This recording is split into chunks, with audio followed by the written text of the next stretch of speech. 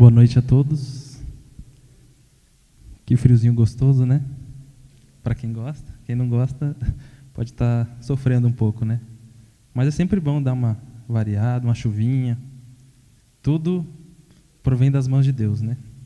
A gente sabe que todas as coisas cooperam para o bem, até a mudança do clima. E hoje estamos aqui para essa sequência, né, dos livros da Bíblia, uma sequência muito legal que tem acontecido. Já estamos no livro de Daniel. E hoje eu tive o privilégio, né, de falar sobre o livro de Daniel.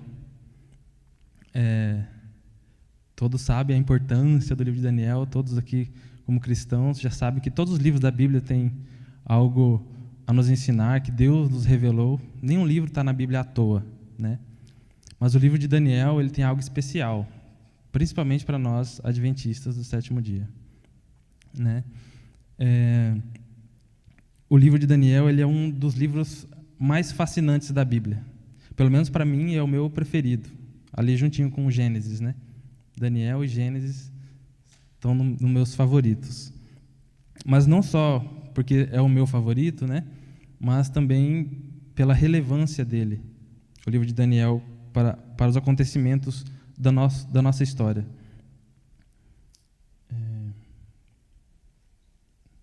Será que está ligado aqui? Bom, qualquer coisa eu vou pedindo para vocês passarem, vocês vão passando, né?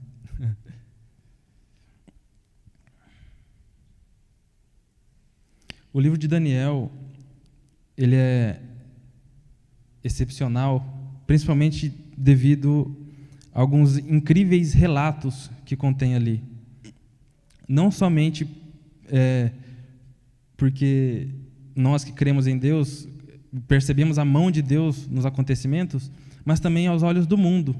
Os ateus, né, as pessoas que não creem em Deus, os descrentes, né, também acham essas histórias muito incríveis, e até incríveis demais para ser críveis, né? Deus permitiu que essas histórias fossem escritas na Bíblia com o objetivo de mostrar que Deus cuida de seus filhos em todos os momentos.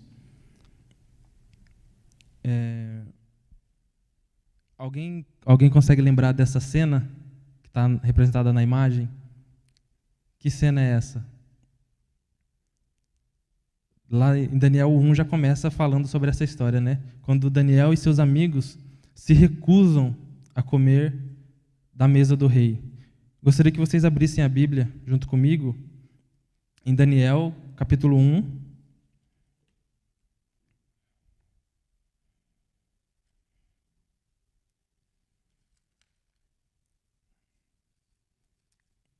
A história é bem conhecida, né? Os hebreus foram cativos para a Babilônia pelo rei Nabucodonosor. E ali, os jovens hebreus foram submetidos a alguns desafios perante a fé deles, né, em relação ao temor de Deus. O primeiro desafio que eles enfrentaram foi uma batalha mental, física e espiritual. Em Daniel, capítulo 1, verso 8, diz assim: resolveu Daniel firmemente não contaminar-se com as finas iguarias do rei, nem com o vinho que ele bebia. Então pediu ao chefe dos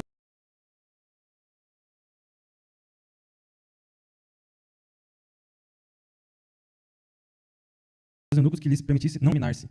Esse não contaminar-se soa diferente, né? Porque comer alguma comida você vai se contaminar. A comida do rei, quem diz que a comida do rei está contaminada? O vinho que ele bebe é da melhor qualidade, como assim contaminada? Mas ele pediu para não se contaminar. Os princípios dele, de Daniel e de seus amigos, eram completamente diferentes dos princípios vividos na Babilônia. Então, nesse verso, a gente já consegue ver nesses jovens algumas características importantes para o caráter de todos nós. Sejam jovens, sejam idosos, sejam adultos, sejam mais maduros. E é o exemplo de fidelidade e lealdade a Deus. Eles foram fiéis mesmo em meio à obrigação de não ser fiéis. Eles pediram para o chefe dos eunucos para não se contaminar com a comida do rei.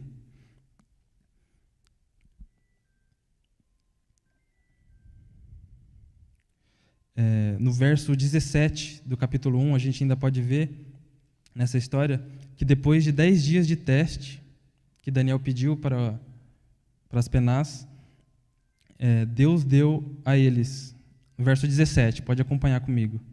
Ora, estes 4 jovens, Deus deu o conhecimento e a inteligência de toda cultura e sabedoria, mas a Daniel deu inteligência de todas as visões e sonhos. Então, recusar-se comer as comidas do rei por princípios que lhes foram ensinados desde a infância, eles puderam se manter incontaminados culturalmente, moralmente e espiritualmente. Imagina quais eram as ideologias vigentes na época da Babilônia. Quais eram os costumes tidos por morais pelo povo, moralmente aceitos, culturalmente aceitos como morais. E como será que era a religião e a ciência dos caldeus? Como essa religião e a ciência deles deturpava tudo o que era o temor do Senhor, tudo que era relacionado à espiritualidade verdadeira. Será que é parecido com o que temos hoje em dia? Que nossos jovens têm enfrentado?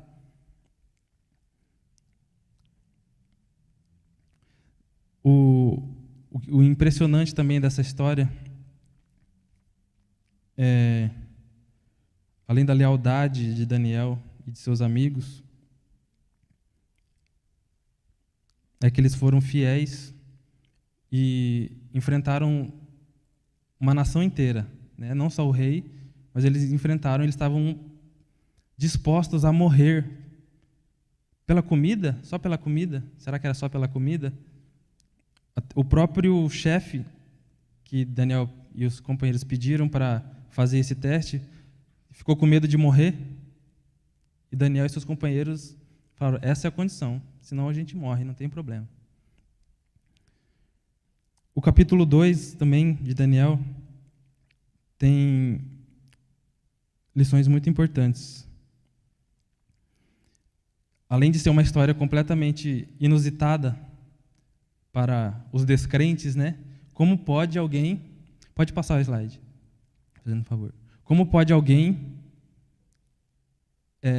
perguntar para você: descobre o que eu estou pensando, ou descobre o que eu sonhei essa noite? É impossível, não tem como. Mas a Bíblia relata que Daniel orou a Deus. Esse é o ponto, Ele poderia simplesmente ter falado: eu sei, rei, eu sei qual que é a revelação do seu sonho. Mas não, ele falou, vamos abrir, no capítulo 2,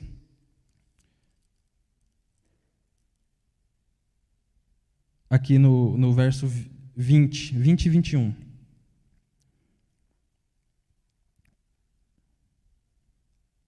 Ele fala assim: disse Daniel: seja bendito o nome de Deus de eternidade em eternidade, porque dele é a sabedoria e o poder. É ele quem muda os tempos e as estações, remove reis e estabelece reis. Ele dá sabedoria aos sábios e entendimento aos inteligentes. Depois, no verso 26, o rei pergunta para ele, Tu podes fazer-me saber o que vi no sonho e a sua interpretação? Aí Daniel responde no verso 27, nem encantadores, nem os magos, nem os astrólogos podem revelar, mas há um Deus no céu, no qual revela os mistérios, pois fez saber ao rei Nabucodonosor o que há de ser nos últimos dias. E o teu sonho e as visões da sua cabeça que estavas no teu leito quando estas surgiam. Então, Daniel ele foi capaz não só de, aos olhos deles, adivinhar o que o rei sonhou, mas como também ele foi capaz de interpretar Com certeza ele não interpretou conforme as interpretações dos sábios e astrólogos do rei. Com certeza, os sábios e astrólogos do rei começaram a olhar para Daniel revelando, né, depois de ter revelado, interpretando o sonho, falou: não, Daniel, não é isso que significa, não. Não, deve ser um pouquinho diferente. Pelo nosso conhecimento, segundo a enciclopédia babilônica, a gente sabe que não é bem assim que significa.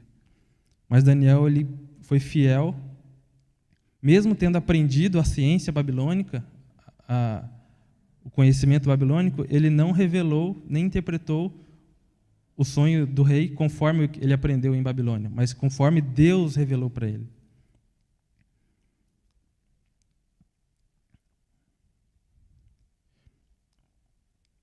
O método que ele usou era completamente distinto da ciência e filosofia dos caldeus.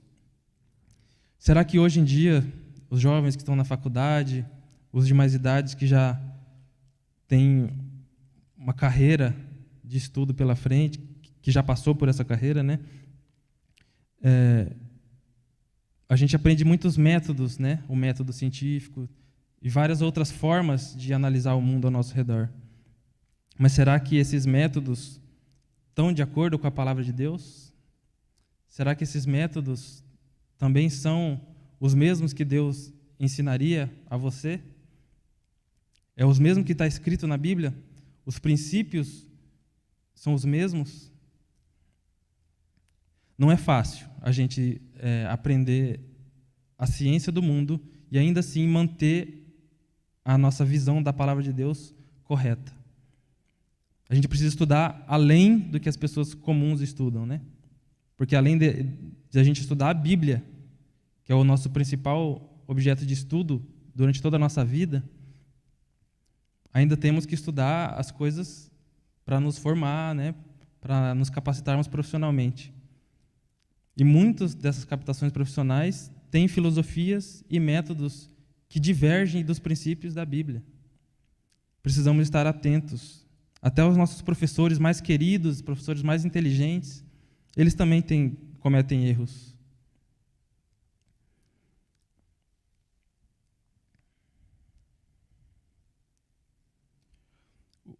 Uma coisa interessante também do capítulo 2, o verso 18, que o que Daniel fez depois que o rei lançou o decreto para matar todo mundo. Todos os seus sábios iam morrer se não revelasse o sonho.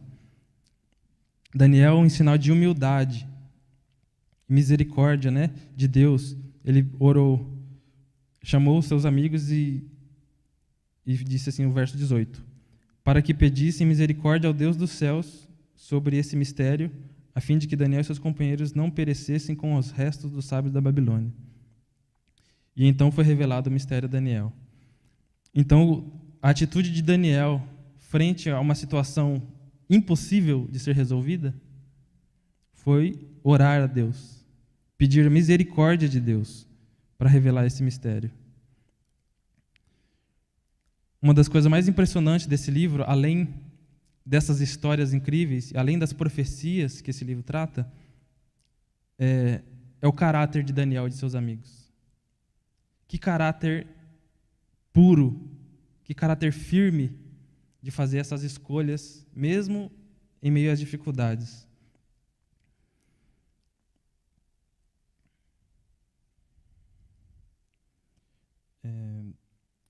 O capítulo 3 de Daniel, ele também fala de outra história fascinante, que é a fornalha ardente, né? Quando os jovens ali não sabiam, as pessoas ao redor, né, só podiam ajoelhar. Quando tocasse a música, eles só podiam ajoelhar e adorar a estátua.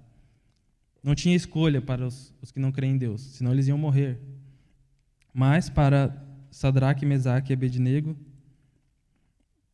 eles tinham uma outra solução. Eles sabiam em quem confiar. O verso 16 do capítulo 3 diz assim, então responderam Sadraque, Mesaque e Abednego, ó Nabucodonosor, quanto a isso, não necessitamos de te responder. Se o nosso Deus, a quem servimos, quer nos livrar, ele nos livrará da fornalha de fogo ardente e das tuas mãos. Ó rei, senão, fica sabendo, ó rei, que não serviremos a teus deuses, nem adoraremos a imagem de ouro que levantaste. Um rei completamente orgulhoso, que exibia-se para todos, né? Exibia suas obras, a sua grandiosidade, ainda mais depois de Daniel ter revelado no sonho que ele era a cabeça de ouro, aí, e todos os reinos seriam inferiores ao dele, né? Aí que ele se engrandeceu mesmo, né? Digamos assim. E esses jovens, diante desse rei poderoso, falou desse jeito: nós não precisamos provar nada para o Senhor, rei. Nós não precisamos provar nada para o Senhor, não precisa tocar a música de novo, a nossa escolha já foi feita. Se o Senhor quiser jogar a gente na fornalha, jogue. E se Deus quiser nos livrar, Ele nos livrará. Porém, se não quiser, fica sabendo, ó rei. Parece que está retrucando ainda, né? Se Ele não nos salvar, fica sabendo, rei, pelo menos de uma coisa, que nunca adoraremos a outros deuses, senão ao Deus verdadeiro. Então, a intrepidez desses jovens ao falar com o rei e o livramento deles da fornalha. E logo depois que eles foram libertos ali da fornalha, pode passar mais um slide. Logo que eles foram libertos da fornalha, o rei lançou um decreto de não blasfêmia ao nome de Deus, né? Ele falou: ninguém agora mais fala mal do nome de Deus, porque realmente esse Deus é poderoso. E ele pôde ver, o próprio Nabucodonosor disse que viu, né, a figura de Jesus ou de algum anjo protegendo.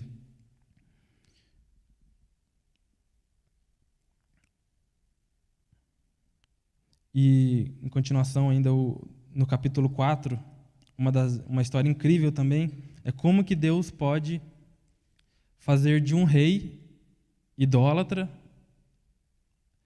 fazer com que ele vire uma pessoa humilde. Como que Deus fez isso? O verso 4, do capítulo 4, no verso 34, é o capítulo que o próprio Nabucodonosor escreve, né? O verso 34 fala assim: mas no fim daqueles dias, eu, Nabucodonosor, levantei os olhos ao céu, tornou-me a vir o entendimento e bendisse o Altíssimo, e louvei e glorifiquei ao que vive para sempre, cujo domínio é sempre eterno e cujo reino é de geração em geração. Então, o Nabucodonosor, o sonho que ele teve e pediu para Daniel interpretar era da árvore que cresceu e se estendeu por toda a terra, e de repente chegaram lenhadores para cortar. Cortaram a árvore e deixaram só o toco. Aí o Daniel falou que essa árvore és tu, ó rei, né? Daniel ficou bem triste, né, por ser o Nabucodonosor, por ter revelado isso para ele. Mas Deus tinha um propósito ao fazer isso com Nabucodonosor. Era fazer com que o maior rei da história da humanidade pudesse se arrepender dos seus pecados e se humilhar diante de Deus e reconhecer que Deus é soberano. O verso 34 aqui que nós lemos é o próprio Nabucodonosor dizendo, né? Eu olhei os olhos ao céu e glorifiquei o Altíssimo e louvei o seu nome.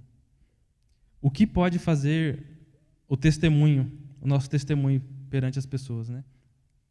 Somente o testemunho de Daniel pôde trazer a toda a Babilônia e todos os povos, né, submetidos ao governo da Babilônia, ao conhecimento de quem era Deus, ao conhecimento do Deus verdadeiro, né?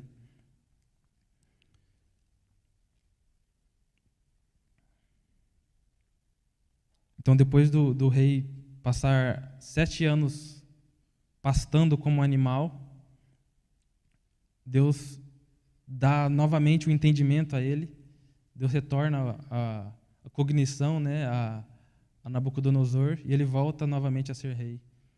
Mas de agora reconhecendo que ele não era o soberano de todas as nações, mas que Deus é o rei eterno. Outra história incrível também é sobre a coragem de Daniel de interpretar a escritura na parede de um rei completamente idólatra, né, sucessor de Nabucodonosor. A coragem que ele teve, a gente pode ler no capítulo 5, no verso 17.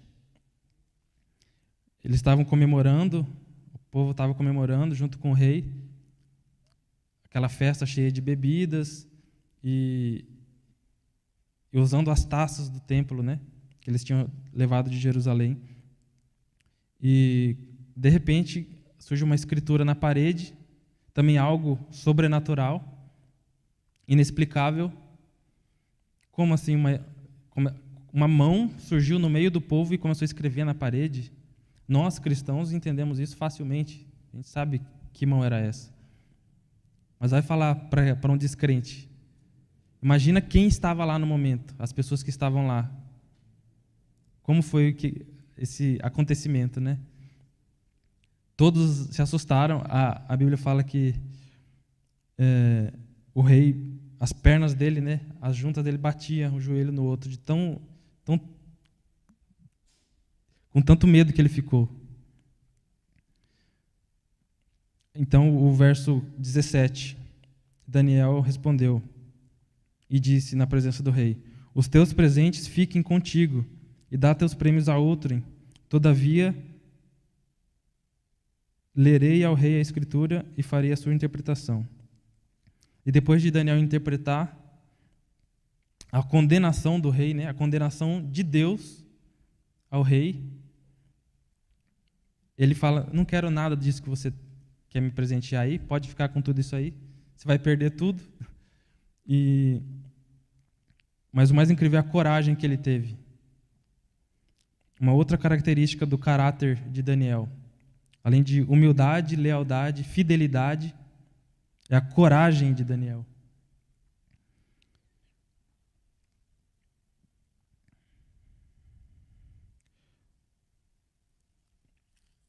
Fechando a parte das histórias que conta o livro de Daniel, no capítulo 6, tem a Cova dos Leões, a famosa Cova dos Leões, né? Que depois de Daniel ter ganhado prestígio do rei Dario, virou até amigo do rei.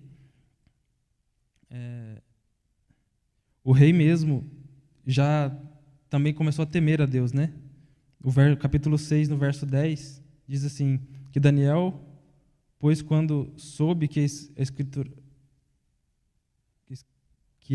escritura estava assinada, entrou em sua casa, em cima do seu quarto, onde havia janelas abertas ao lado de Jerusalém, 3 vezes por dia se punha de joelhos e orava, e dava graças diante de Deus, como costumava fazer.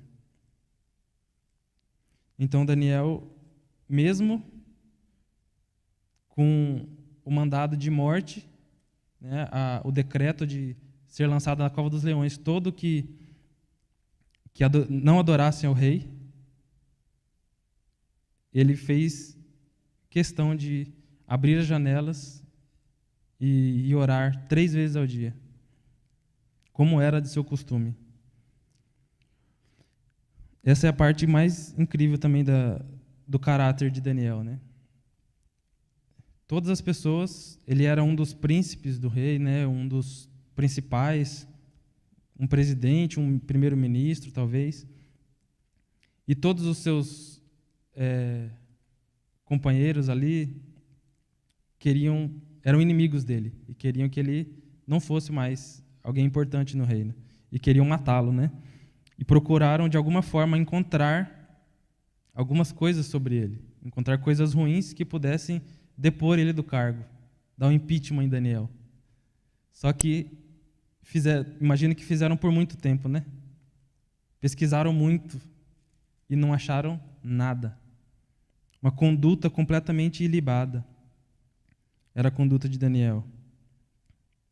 Ninguém foi capaz de achar algum erro na vida de Daniel. Ele era irrepreensível não só perante os homens, mas também diante de Deus. Ele nunca houve a possibilidade dele se associar com qualquer tipo de corrupção. Além de nunca tratar mal ninguém. E foi por isso que ninguém nunca achou defeito nenhum em Daniel. Mesmo tentando fazer, então começaram a atacar a espiritualidade dele, né? Começaram a atacar o Deus dele. E a única forma de Daniel ser preso era o rei fazendo uma nova lei para que não se adorasse nenhum outro Deus a não ser o rei.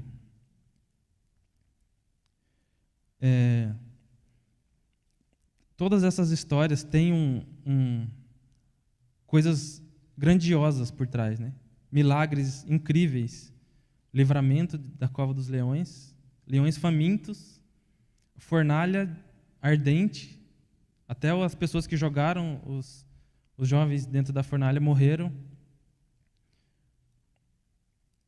Histórias incríveis. E ainda assim o livro de Daniel tem mais coisas para apresentar. Claro que eu não vou ter tempo para falar sobre tudo, mas uma das coisas mais incríveis também do livro de Daniel são as profecias. As profecias de Daniel, elas são... Por que Deus permitiu que existissem as profecias? Por que Deus nos revelou as profecias? Elas têm o propósito, as profecias têm o propósito de habilitar o povo de Deus a se preparar para os eventos futuros, até que o reino de Deus seja estabelecido eternamente. Então, e também para que a gente, sabendo de antemão as coisas que aconteceriam, pudéssemos realmente crer que Deus está no controle de todas as coisas. E que é Ele quem, como disse Daniel, coloca reis nos seus tronos e também remove os reis de seus tronos. Deus é soberano. Esse ano é ano de eleição, né? Sabemos que existe uma grande polarização no mundo, principalmente no Brasil também, né? O Brasil não é diferente. Mas a gente sabe que, independente de quem for eleito, né, ou que já foi eleito, a gente sabe que Deus está no controle de todas as coisas. É Deus quem coloca os reis, é Deus quem remove os reis. Aí na imagem está as profecias de Daniel. A primeira é a estátua, que representa a cabeça da estátua de ouro, né? Que é o rei Nabucodonosor, o reino da Babilônia. Né? Aí depois vem os braços de prata, todo mundo sabe isso, né? Depois dos braços vem o ventre de bronze. E as pernas, depois, de ferro. E o que significam os ventres de bronze? O reino da Grécia. E, posteriormente, as pernas de ferro representam Roma. E depois, os pés de ferro e barro, o reino dividido. E o principal da profecia, ou da visão, do sonho, né, de Nabucodonosor, é a pedra que bate nos pés da estátua e destrói toda a estátua, deixando ela em pedaços. E essa pedra começa a crescer e se torna tão grande que não cabe, enche toda a terra. E esse é o reino de Deus. Esse reino será eterno. Esse é o ponto central do livro de Daniel, né? Deus é soberano hoje nos reinos da terra, mas Ele também Ele estabelecerá seu reino eterno. Aí, Daniel 7, Daniel 8 também tem profecias que estão todas relacionadas também à estátua, à visão da estátua. Engraçado que a visão da estátua Deus revelou a um rei pagão, Deus revelou a Nabucodonosor e Daniel interpretou. Deus, ele faz ele monta o quadro todinho, né? Ele revela Nabucodonosor, quem podia interpretar era só Daniel. Daniel revelou e colocou isso na Bíblia. Não só para testemunho dos babilônios, mas de todas as pessoas que teriam contato com a Bíblia. Tem o Daniel 7, o leão, está relacionado à cabeça, o urso relacionado à Medopérsia, né? Cada elemento dos animais, da estátua, tem relação com o reino, né? Que foi o leopardo, o animal terrível, e no animal terrível tem o chifre pequeno, que começa a falar blasfêmias contra Deus, né?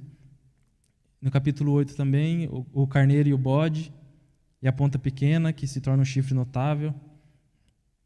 Pode passar mais um.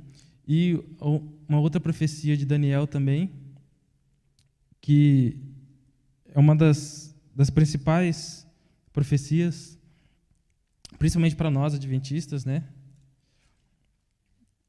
Que é sobre as 2.300 tardes e manhãs. Daniel 8:14. Que a profecia das 2.300 tardes e manhãs, ela aponta para o tempo do fim e para o início de um movimento que deu origem à Igreja Adventista do Sétimo Dia, que é onde estamos aqui hoje. Então, o entendimento correto do livro de Daniel, a interpretação da profecia pelo método historicista, né, nos chegamos hoje onde estamos, como igreja.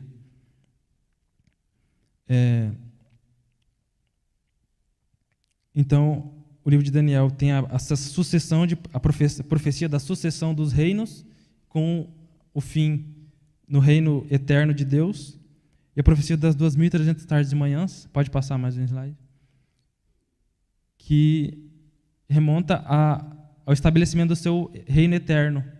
Quando que essas coisas iriam acontecer? Deus deixou revelado, né? As 70 semanas, e no meio da última semana aconteceria a morte do ungido. Jesus Cristo morreu por nós. E no fim das 70 semanas seria o fim do tempo de graça ao povo hebreu, né? Então, com o apedrejamento de Estevão, acabaram as 70 semanas. Então, o evangelho começou a ser pregado a todo mundo. Não só ficando restrito ao povo de Israel, né? A graça de Deus não estava mais sobre o povo de Israel, mas agora a toda a humanidade.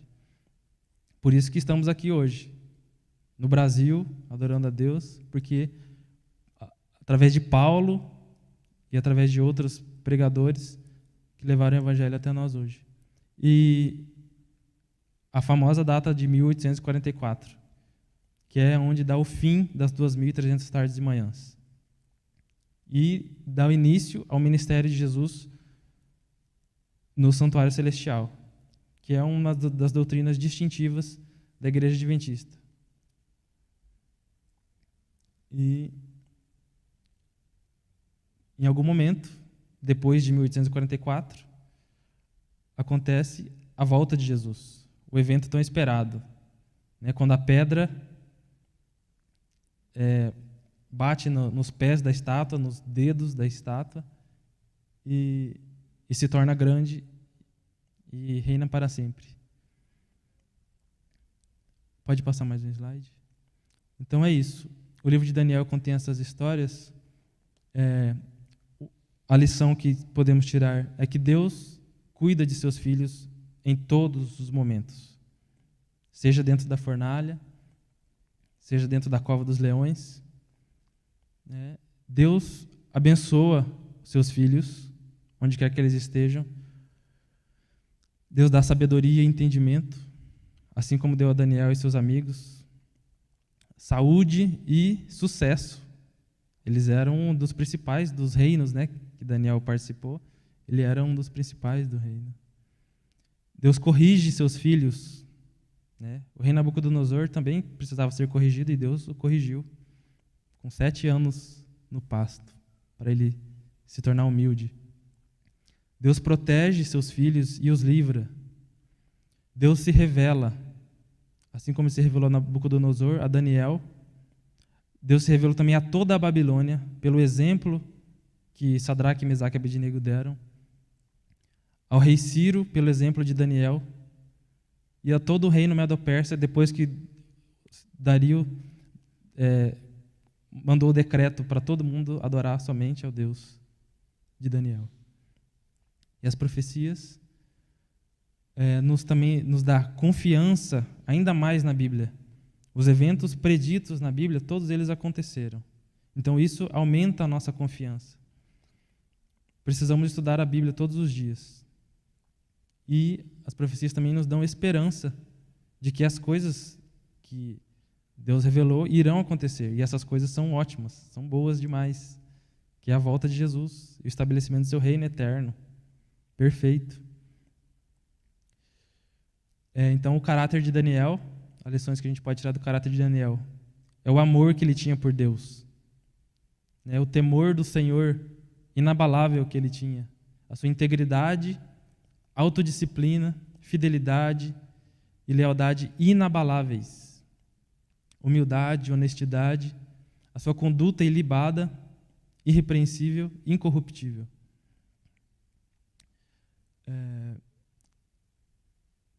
Ellen White também fala sobre o caráter de Daniel, que esse texto é de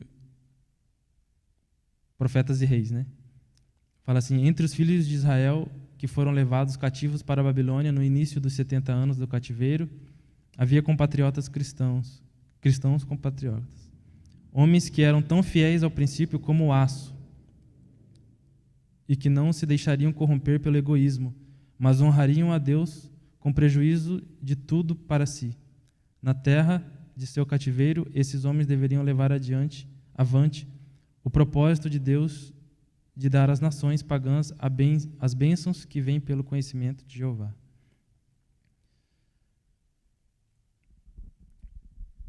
Esse é o exemplo que a gente precisa tirar do livro de Daniel.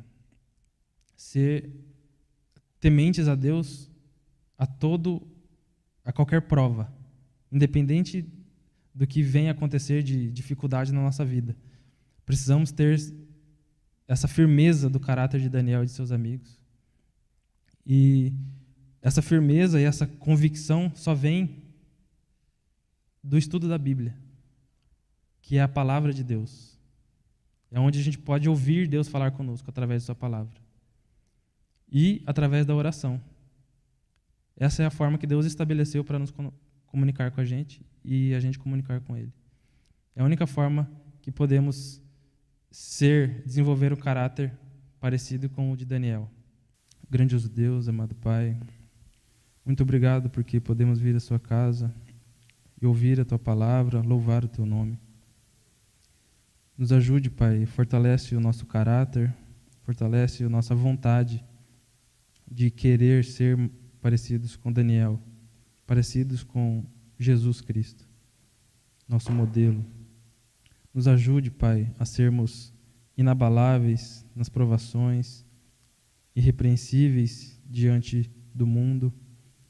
Nos ajude a sermos honestos, seja no trabalho, seja nos estudos, com todas as pessoas ao nosso redor, para que sejamos exemplo do seu caráter e essas pessoas conheçam quem tu és através de nossas vidas.